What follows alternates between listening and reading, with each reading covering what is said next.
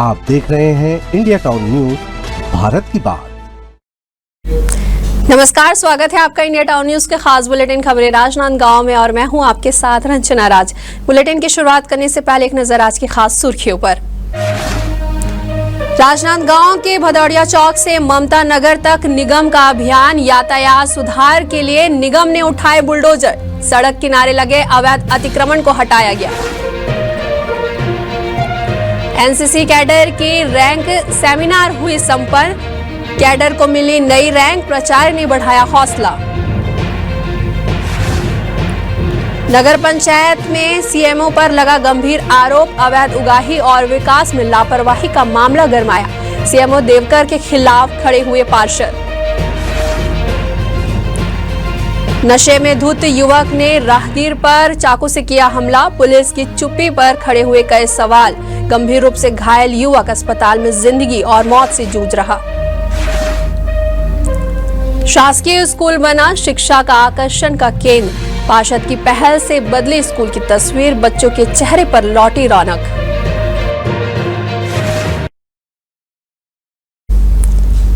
सुर्खियों के बाद खबरों की शुरुआत करते हैं राजनांदगांव शहर से, जहां यातायात व्यवस्था को सुचारू बनाने के लिए नगर निगम के द्वारा चलाए जा रहे अतिक्रमण हटाओ अभियान को लेकर एक बार फिर सवाल खड़े हो गए हैं। दरअसल भदौड़िया चौक से ममता नगर की ओर हुए निगम की कार्यवाही में पक्षपात और भेदभाव के आरोप लगे हैं। ममता नगर अंडरब्रिज के पास निगम की टीम बुलडोजर लेकर पहुंची और एक घर के सामने से अतिक्रमण हटाने की कार्यवाही की, लेकिन इसी दौरान स्थानीय रहवासियों का गुस्सा फूट पड़ा। लोगों ने निगम पर एक तरफा कार्रवाई का आरोप लगाते हुए कहा कि क्षेत्र में अन्य कई अतिक्रमण मौजूद हैं, जिन पर कोई कार्रवाई नहीं हुई है। वहीं इस मौके पर हमारे संवाददाता ने क्षेत्रवासियों से बातचीत की, उन्होंने क्या कहा आप भी सुनिए।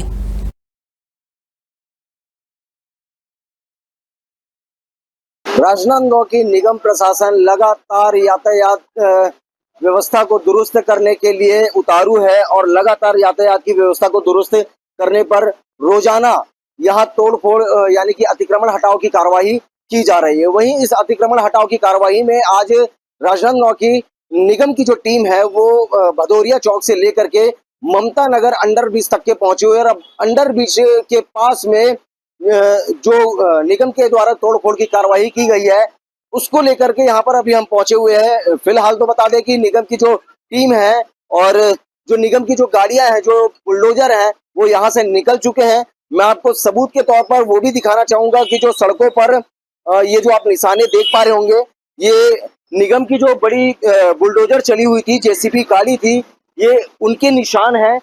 इससे आप साफ जाहिर कर सकते हैं कि निगम की जो गाड़ी है वो यहाँ तक के पहुंची हुई थी।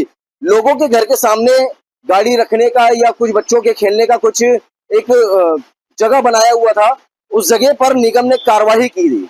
चलिए, ये कार्रवाई सही है, उचित है, मान लेते हैं कि एक तरफ जो निगम यातायात व्यवस्था को दुरुस्त करने की कार्रवाई की जा रही है सही है, लेकिन अब सोचने का विषय तो ये है कि इस तरफ जो आप मेरे बाएं तरफ देख पा रहे होंगे, ये वो पटरियां है जहां पर रेल मार्ग है, यहाँ से ट्रेनें जो है वो गुजरती है, यहाँ से और भी कोई मार्ग नहीं है।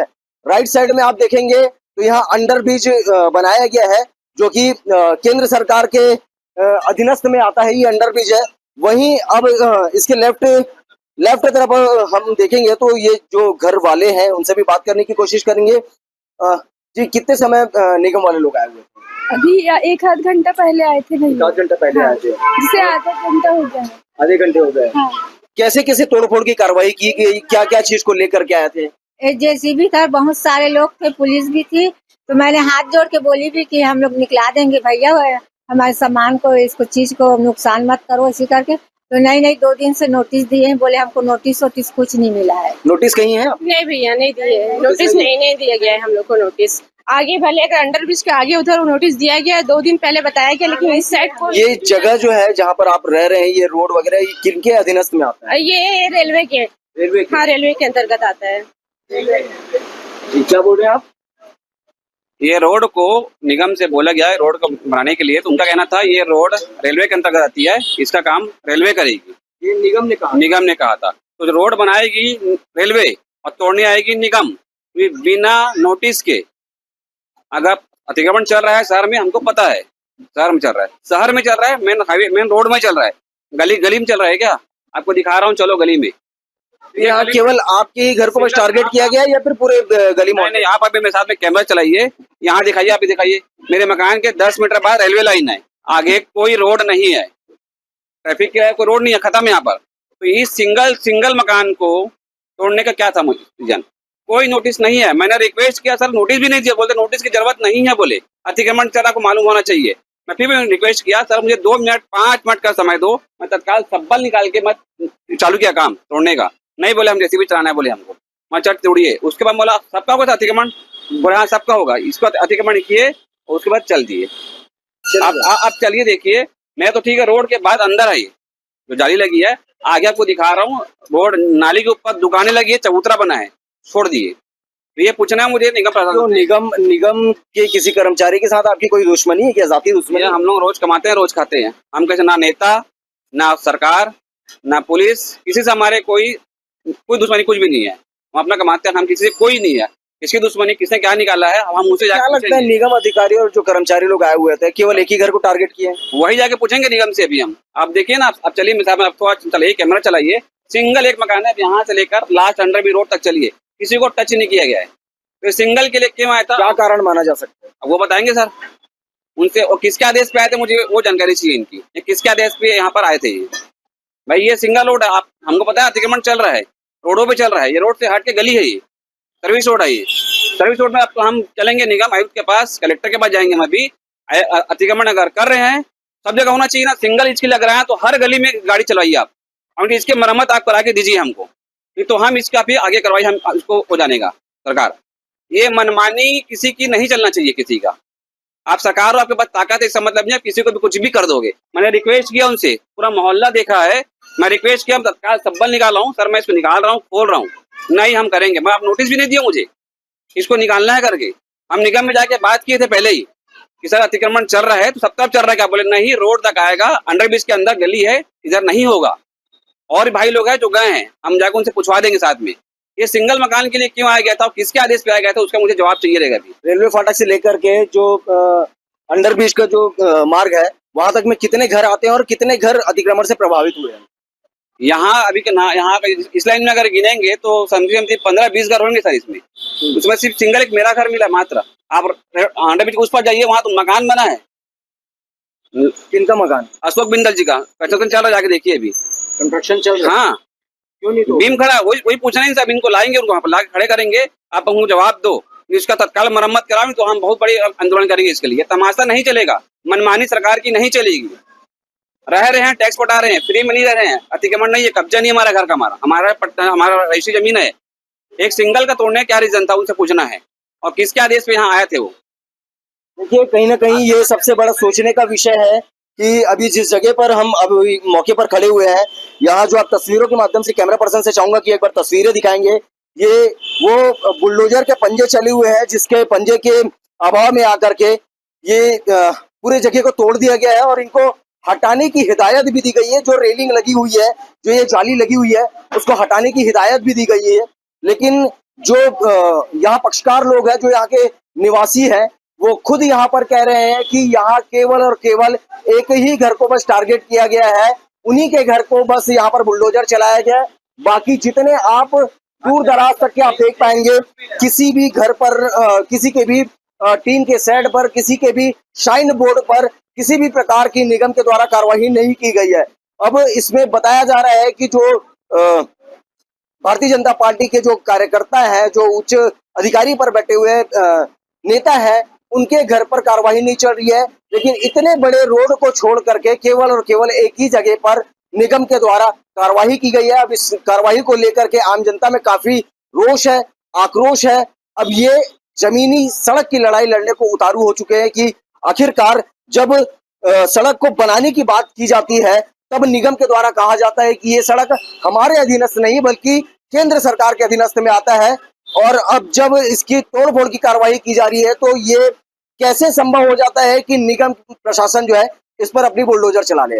इस विषय को लेकर के आम जनताओं में क्या कुछ रोष है और उच्च अधिकारियों के क्या कुछ कहने रहते हैं, सारी चीजें हम आपको अन्य तस्वीरों के माध्यम से दिखाएंगे। कैमरा पर्सन आकाश गंजीर के साथ India town news, Saurabh Tamrakar, Rajnandgaon. बड़ी खबर राजनांदगांव से बता रहे हैं, जहां शहर में यातायात व्यवस्था सुधारने के लिए जिला प्रशासन और निगम प्रशासन लगातार सख्त कदम उठा रहे हैं। इसी कड़ी में भदौरिया चौक से ममता नगर की ओर निगम प्रशासन ने विशेष अभियान चलाकर सड़क किनारे लगे फ्लैक्स बोर्ड, अनुचित खंबे, दुकानों के सामने लगे टीन शेड और अवैध ठेले को हटाया गया है। आपको बता दें कि नगर निगम की यह कार्रवाई उन लोगों के खिलाफ की गई है जिन्हें एक सप्ताह पूर्व ही अल्टीमेटम दिया गया था, लेकिन उनकी उदासीनता के चलते प्रशासन ने सख्ती बरतना शुरू कर दी है।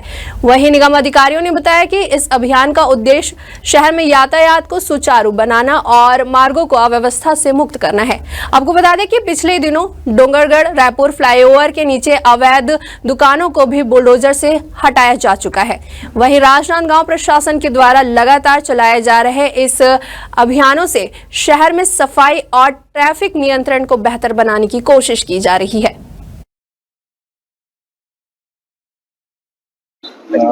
शहर के यातायात को व्यवस्थित करने के लिए जो अतिक्रमण हटाने की कार्रवाई की जा रही थी, इसी तारतम्य में आज भदौरिया चौक से अंडरब्रिज तक की कार्रवाई की जानी है और इनको लगभग 10 से 15 दिन पहले समझाइश भी दी जा चुकी है, व्यक्तिगत समझाइश भी दी जा चुकी है। उसके बाद बहुत सारे दुकानदारों ने और लोगों ने स्वयं से हटा लिया है।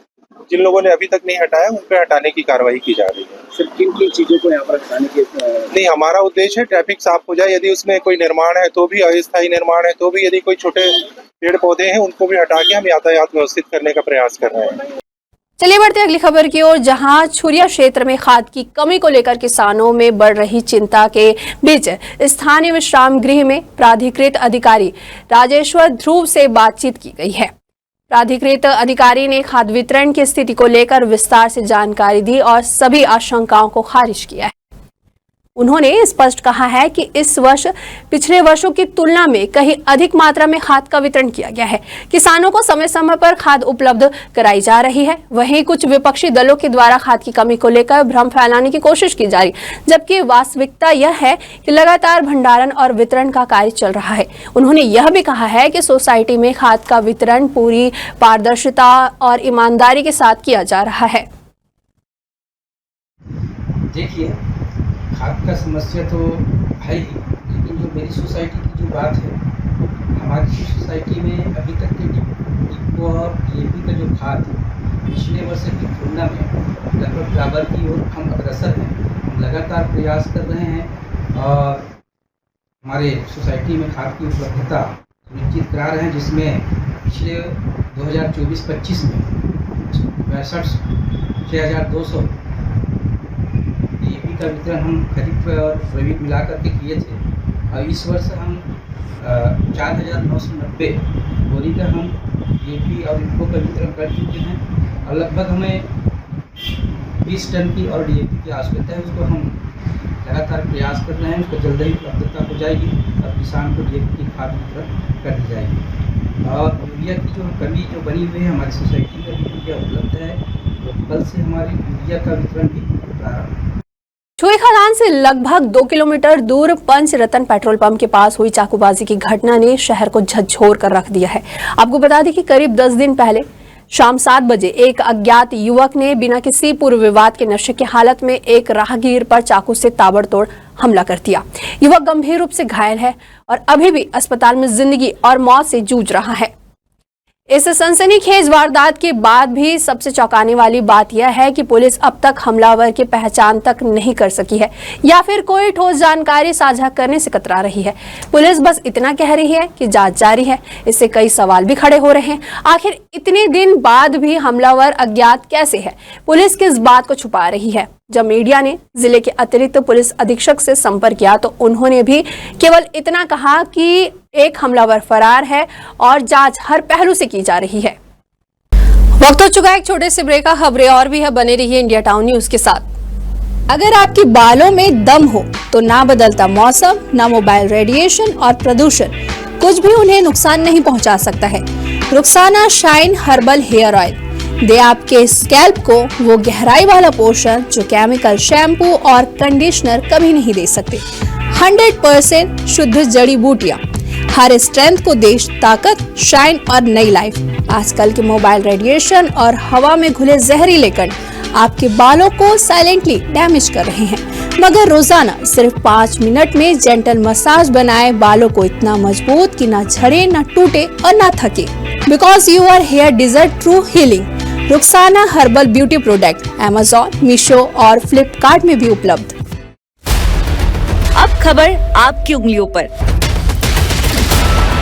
हर खबर पर हमारा नजरिया।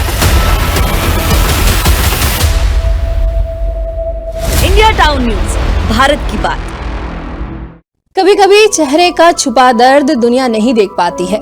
दाग, मुहासे, झाइयां सब आपके आत्मविश्वास को कम कर देता है, पर अब नहीं, क्योंकि Rukhsana glow and fair face pack जो दे आपकी स्किन को वो प्यार जो सिर्फ प्रकृति दे सकती है।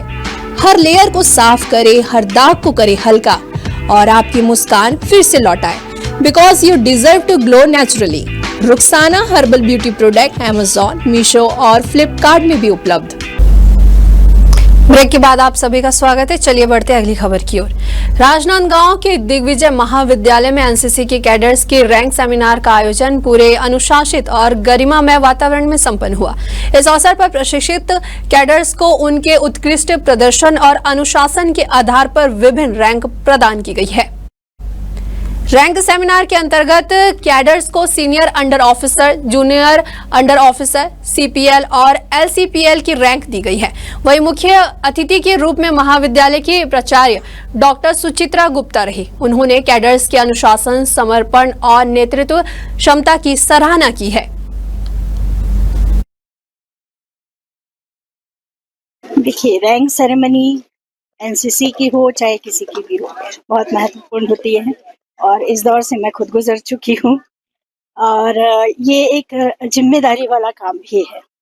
रैंक मिलता है तो एक जिम्मेदारी भी आती है और ये ज़रूरी भी है, क्योंकि इतनी बड़ी भीड़ में एक कंपनी है, यहाँ पर 150 कैडेट्स की कंपनी है और उस कंपनी को चलाने के लिए नेचुरली रैंक्स बांटने होंगे, ये व्यवस्था ही है और उसके अंतर्गत स्टेप बाय स्टेप रहते हैं। तो ये बहुत ज़रूरी है कि काम बांटा जाए ताकि काम सही तरीके से हो पाए।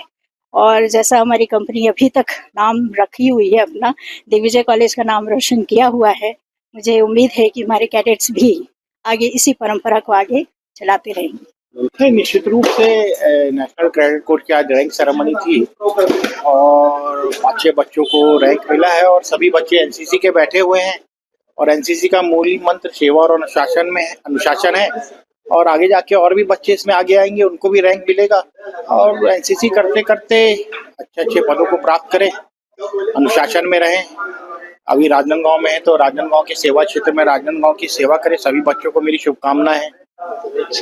प्रतिवर्ष अनुसार इस वर्ष भी जब आज फर्स्ट ईयर के नए बच्चों का ज्वाइनिंग हुआ एनसीसी में, तो अब 15 अगस्त की तैयारी को देखते हुए एक मुख्य धारा जुड़ के एक सीनियर अंडर ऑफिसर जो रैंक होता है, जो पूरे एनसीसी को संभालेगा, उसको लेते हुए आज रैंक सेरेमनी का कार्यक्रम रखा गया हुआ था, जिसमें आज के कार्यक्रम मुख्य अतिथि इस दिग्विजय महाविद्यालय के जनरल के अध्यक्ष बड़े भाई आदरणीय अतुल राय से अध्यक्षता करती हमारी प्राचार्य मैडम सुचित्रा गुप्ता जी, पूर्व एनसीसी अधिकारी के रूप में थी मेजर डॉक्टर किरण दामले जी और क्या बोलते ठाकुर सर जी, लेखापाल सर जी, और वर्तमान में जो अभी एनसीसी अधिकारी है पांडे सर जी, वो तो और भूतपूर्व एनसीसी कैडेट और 3rd ईयर 2nd ईयर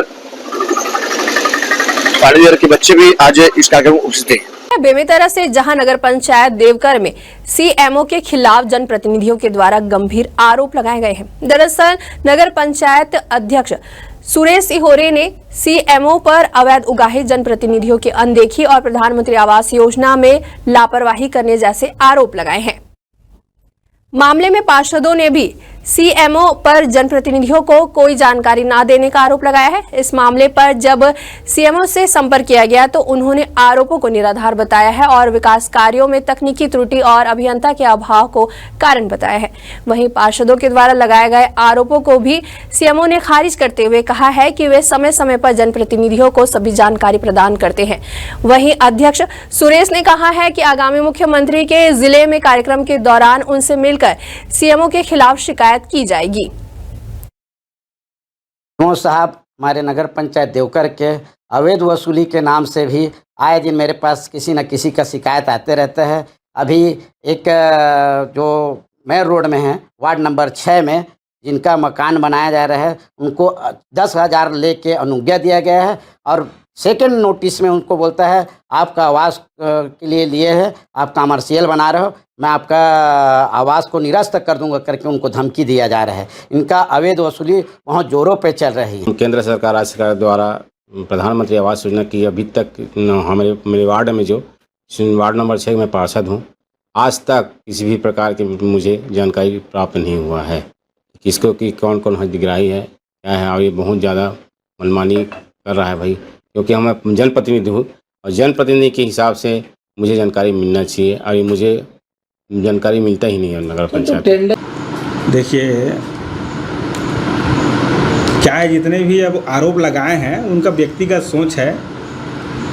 जैसे भवन अनुज्ञा की बात की जा रही है, भवन अनुज्ञा में जो है अध्यक्ष महोदय और वार्ड क्रमांक 6 के जो पार्षद हैं उनके द्वारा जो है विधिवत जिनको अनुज्ञा जारी की गई है उनको निरस्त करने के लिए दबाव बनाया जा रहा है।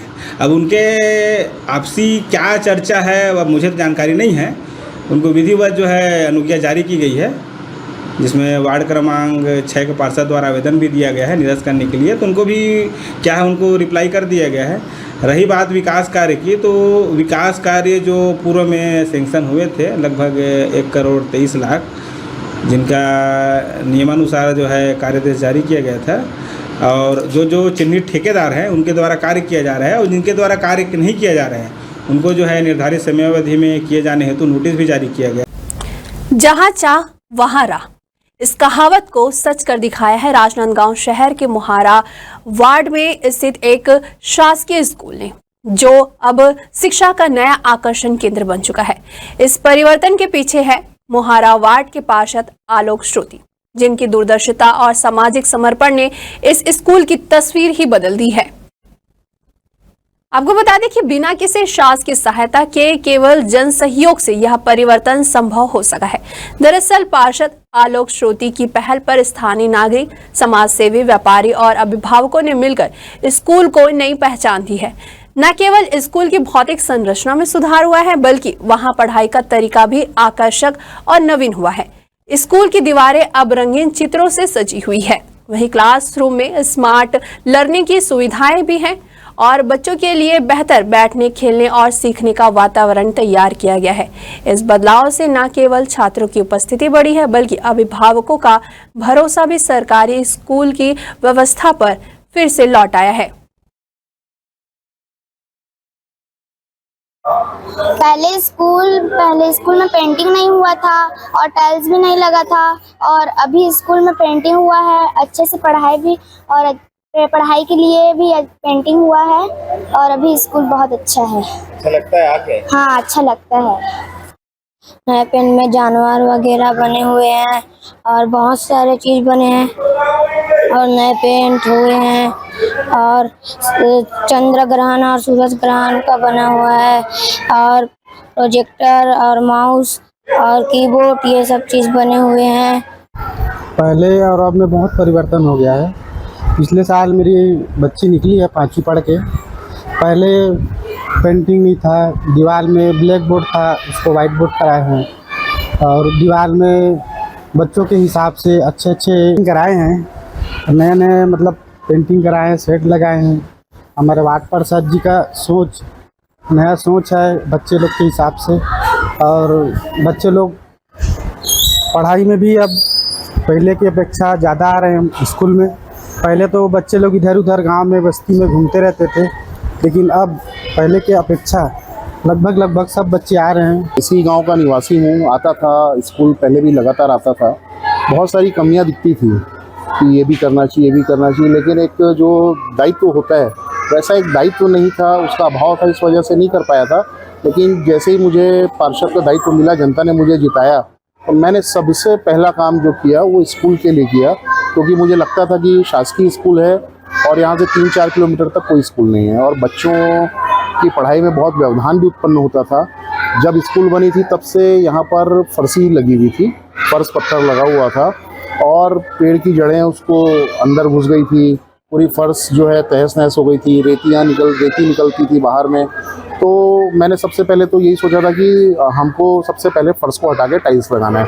अब मैं शासकीय मदद के लिए इंतज़ार करता तो फिर स्कूल स्टार्ट हो जाती, गर्मी की छुट्टी थी, तो मैंने अप्रैल महीने से सबसे पहला काम किया कि मैंने फर्श निकलवा के टाइल्स जन सहयोग से मैंने बात किया। हमारे बहुत सारे युवा हैं, वार्ड के हमारे कार्यकर्ता हैं, बहुत सारे लोग हैं, मैंने सबसे बात किया कि भाई अपने को करना चाहिए।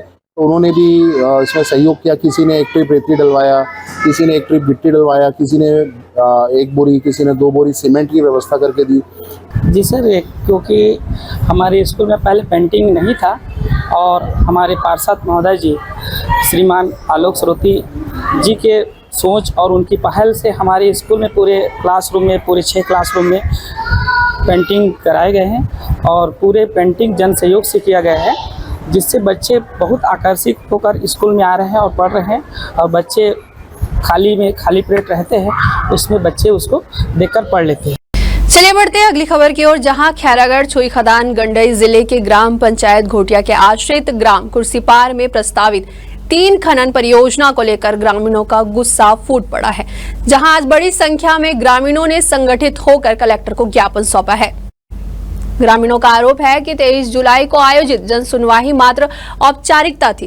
ग्रामीणों के द्वारा उठाए गए गंभीर सवालों और आपत्तियों का कोई संतोषजनक उत्तर नहीं देते हुए प्रस्तावित खनन कंपनियों के प्रतिनिधि अपनी महंगी कारों में बैठकर मौके से चले गए।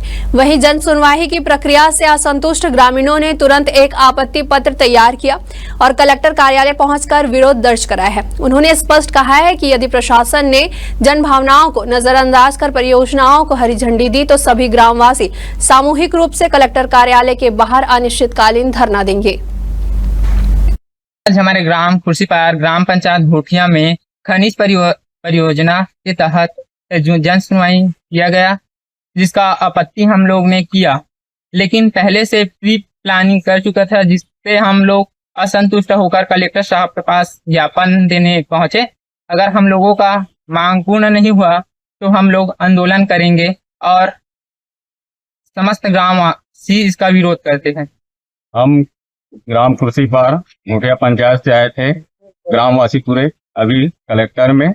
आज सुबह 23/7/25 को जन सुनवाई का कार्यक्रम रखा गया था, जिसमें ये खदान और करेसर की धूल मिट्टी, जिसे हमारा फसल में दूषित प्रभाव पड़ता है, उसी का वहाँ भी इसी तरीका से हम लोग आवेदन दिए गए। महिला पुरुष सभी हितग्राही और अभी कलेक्ट्रेट में अभी फिर आए हैं कि ज्ञापन सौंपने के लिए और सौंपे हैं और पावती प्राप्त करके, और इसको सुनवाई के अगर न हुआ गया तो हम सभी ग्रामवासी रोड में अपना धरना प्रदर्शन करेंगे और शासन से इसीलिए निवेदन करते हैं कि हमारी जो मांग है।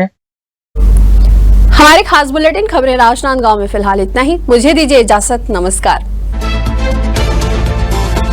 आप देख रहे हैं इंडिया टाउन न्यूज, भारत की बात।